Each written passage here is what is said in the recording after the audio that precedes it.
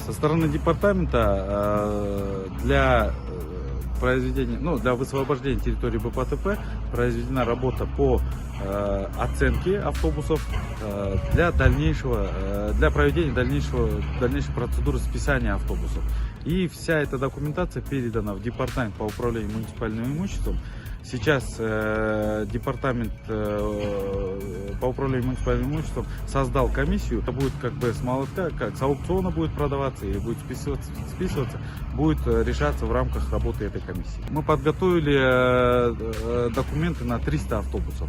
То есть, если у нас у мэрии города Бишкек есть 476 автобусов, из них только 85-100 они пригодны для работы, остальные они идут полностью негодные, пришли в негодность.